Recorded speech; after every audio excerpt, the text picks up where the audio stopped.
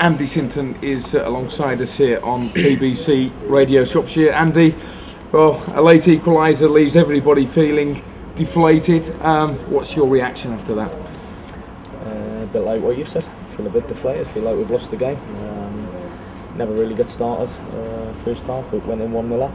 Thought we were a lot better the second half. Created numerous chances, 3-4 good chances to put the game to bed. And you get down with a sucker punch where, 3 minutes ago Ryan's made a decent save, but we've stood still and it's cost us another 2 points. So no, disappointed, but the sun comes up tomorrow. We'll get on with it and we'll try and get through this little sticky period. Yeah, 10 draws out of 20 games. I know you'd like to convert more of those into wins. Why isn't it quite happening? I haven't got a magic wand. A couple of players off form.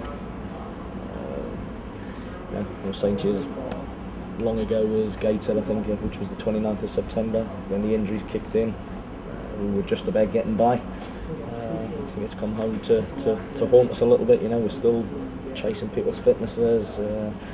That's not an excuse, it's a fact. So we just get on with it. It's a point.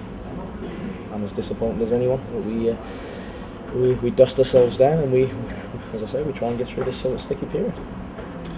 You could do with some of your strikers stepping up to the plate as well. I mean, we commend them on how they play, but it's sometimes just about scoring those goals. And apart from Steve Jones, nobody else has stood up to the plate so far.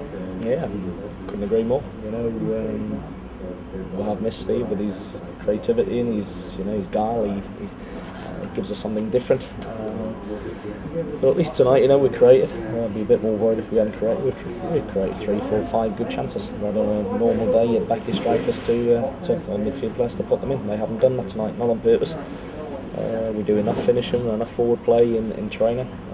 Did some finishing last night. It was top draw.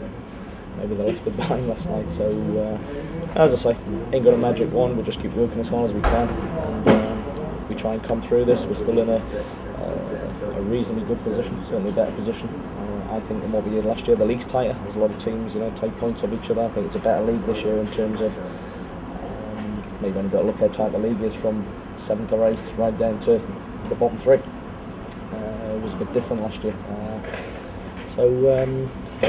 That's it. You can probably tell by my voice I'm frustrated, I'm cross, a bit deflated myself. And I've got to pick a group of people up starting on Thursday night, but we'll be fine. Get up tomorrow. We'll get a hide and we'll try and get that win that eludes us at the minute. Yeah, that one criticism of the goal you conceded, no blame to Ryan Young, but the defenders not dealing with that follow-up. Yeah, just said, Ryan's been a good save, I'm right behind it, or it's the ball's dipped and moved and he's done well. You're taught as a kid, both ends to follow in. Their guy follows in. We've stood still, and what annoys me really, we've stood still with our arms up trying to say the offside, but it can't be offside from where it's come from. So we paid the price. We've got a young side. If you look at the side tonight, there's a lot of young, there's naivety. They're going to make mistakes, they're going to have ups and downs, but we'll work with them, and as I say, we try and get through the period that we're in, where we just can't buy a win in the league at this moment in time. Were you surprised by your side's slow start? Yes, because we've prepared the boys really well in the last 10 days since we last played. I just think probably there's a lack of confidence going through the side. It's something you can't give players. You can see they're playing a little bit within themselves, they're playing a little bit safe, they're playing very deep. I thought we were really deep the first half, but that's not the way we set them up. And we're urging them forward, but as we're clearing it, we're staying where we are, and we're just inviting stuff back on them. So that tells me there is a lack of confidence running through the dressing room. Andy, we spoke last Thursday at training about Chris Blackburn and Jake Reed. Any closer to deciding what's going to happen there? Both their loans at Redditch and Chorley expire soon. Now we'll get through the weekend. I think Jake's had 3 games, he's done okay. Chris has had 3 games. I'm told he's sort of struggled a bit for fitness, so we just need to assess that. At the back we're fine. I thought Danny Preston was immense tonight.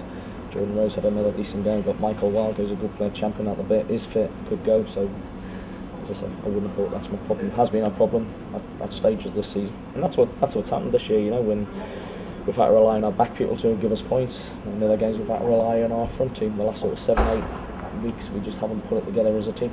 You know, different departments of the teams have done well, but when the back four are playing well, the front people aren't doing their job. When the front people have played well against Ebbsfleet, the back people haven't done their job.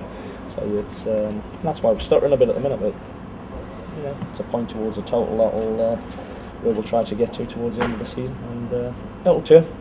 As I say, it's a little bit of a tough time at the minute. Okay, Andy, thank you. Cheers. There we go. That's